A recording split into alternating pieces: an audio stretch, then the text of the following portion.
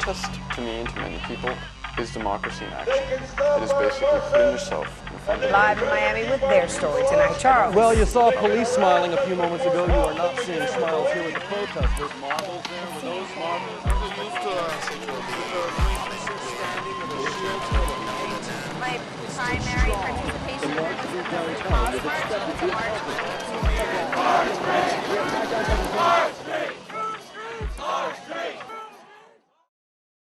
Well, the FTAA, which stands for Free Trade Area of the Americas, is basically an extension of NAFTA, which is a North American Free Trade Agreement.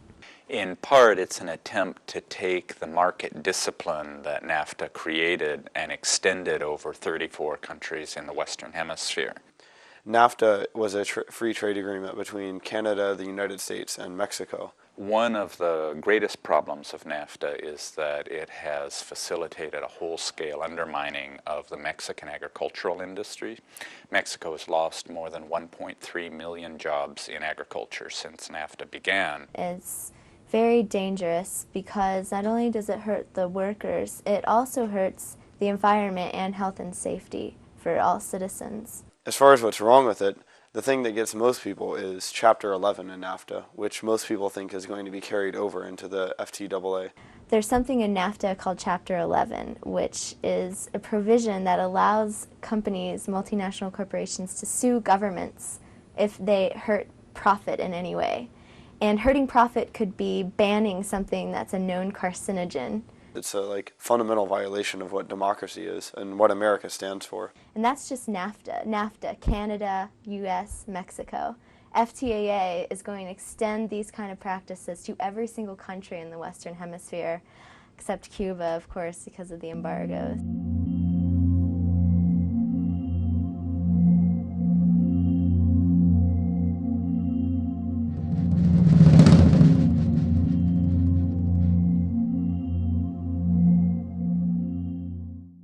We have two main goals. The first one is to educate as many people as we can about the FTAA because almost nobody knows anything about it. The other is to get as many people as possible down to this protest. We've also been doing the FTAA reading circle for a few weeks now to educate ourselves. One of the things about the media is that they won't talk to you if you don't have anything to say. And so we want to make sure that everyone is armed with information, tons of education and ideas and things to say so that if you do get a chance to be interviewed, you don't sound like a dumb kid, that you have something to say that makes sense. I'm expecting it to be a really exciting event with a lot of really creative artwork and a lot of really energetic people. Right now, I'm mostly excited. I feel really hopeful about this whole thing, but if you know me, you know I'm an optimist, so I'm going to just keep the smile on my face.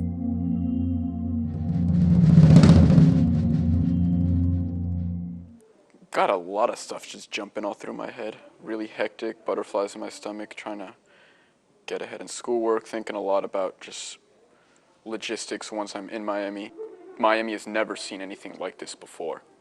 I think it's going to be a violent place, but not for the reasons why the media and the police are saying it's going to be violent. I think it's going to be violent because they already have a mindset of what it's going to be like, and their behavior is going to help foster that type of environment. I'm not so much afraid of being arrested. I'm afraid of being brutalized by Miami police.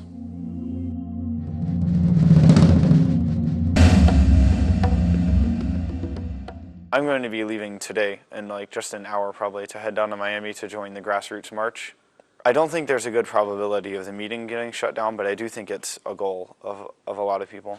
I think the most probable outcome of the protest is that there's going to be it's going to be a very carnival-esque atmosphere, and people are going to really see how big this movement is and see how much resistance there exists to the FTAA.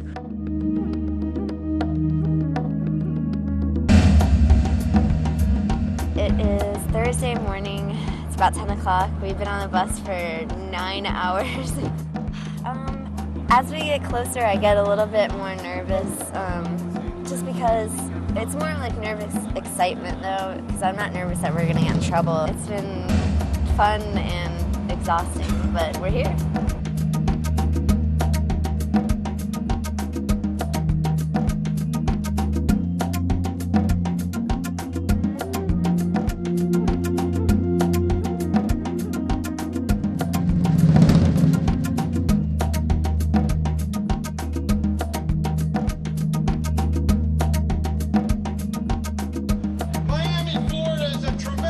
place to hold this protest.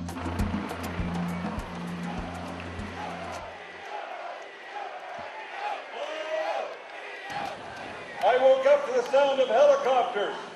Let me tell you, they can stop our buses and they can try to keep our people out. They can harass us with more cops than we can ever believe.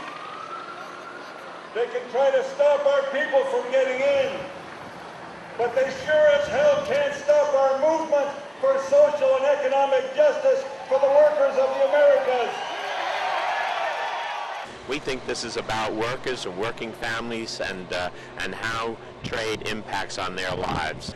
We have been working with the local police officers to set the guidelines and the rules and so on, and we're confident that it's going to be a peaceful march. Right now we're waiting to get in to through the fence, and there's like a little bit of confusion going on because like everyone wants to get in, but you can't get in.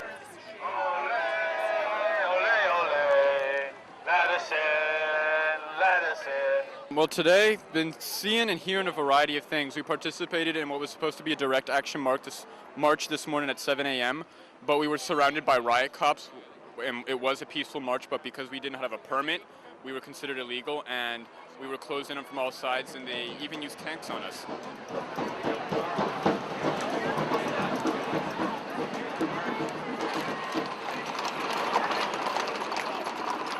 It's really sad. It's really intimidating. And that's what they want to do is they want to create an atmosphere of fear so that people will stay away from things like this. But, you know, we're here. Thousands of us are here regardless. So that's really hopeful.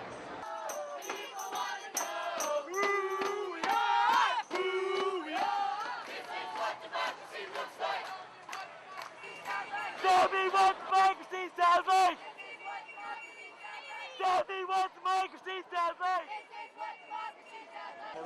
That's why we're happy it's going well. Congratulations to all of you. There's nobody talking for the poor. This is what democracy looks like, Mayor! Speak out! Speak out for democracy, Mayor! Speak out for democracy, Mayor!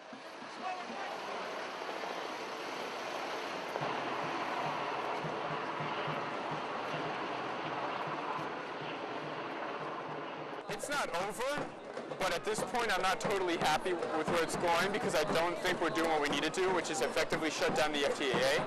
And until we mobilize and work together, whether it be today, tonight, or tomorrow, I won't be happy.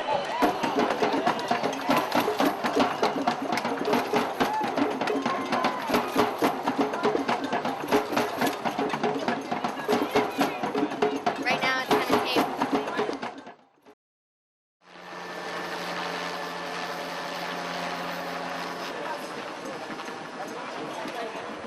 There was some people were asking why everybody moved forward.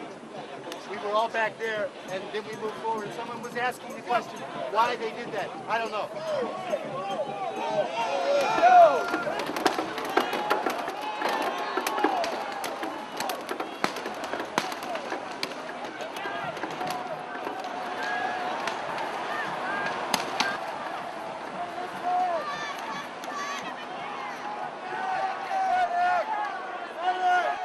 Medic! Medic!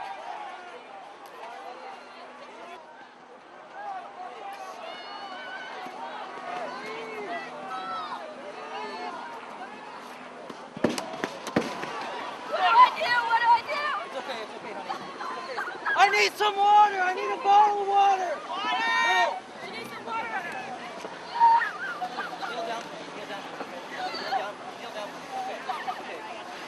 It's okay, sweetie. It's okay, sweetie. It's all right. What's behind us, guys? It's all right, sweetie. They're not gonna fall. They're not gonna fall. Oh my God! You're all right. You're all right. I know it burns. I know it burns. I know it burns. Yeah.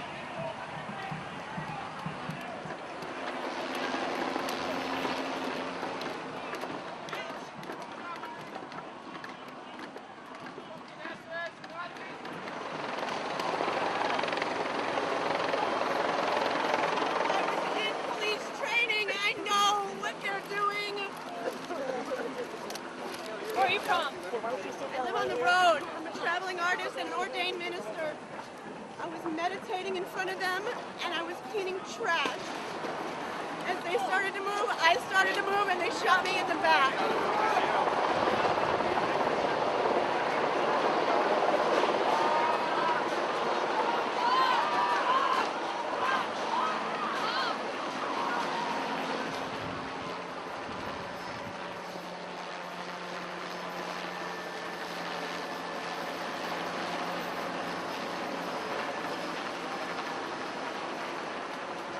Oh, it's going great. I really like being oppressed, especially when I can't breathe in the process. They're pushing us back so, like, we can't go any further. They're lining up the sides. I've been tear gassed 3 times. I had to have my eye washed just a minute ago.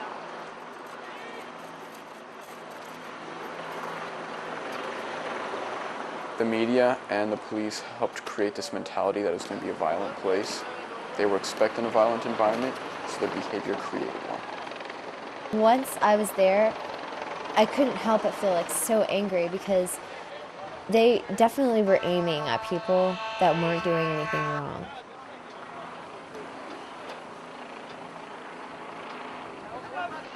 The police got $8 million, and I'm sure they needed to get their money's worth.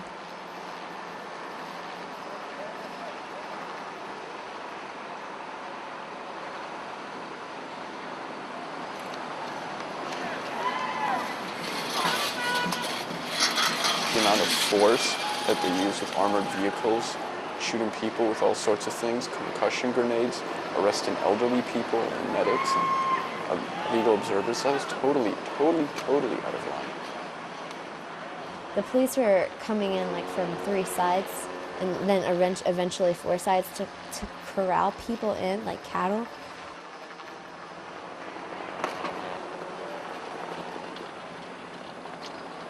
I always considered myself to be in the green zone. I wouldn't get arrested. I wouldn't try to be anywhere near the direct action. But I didn't really have a choice. Once you are in this place with all these people and you are being attacked, you don't want to leave. You want to stay there and link arms and have solidarity.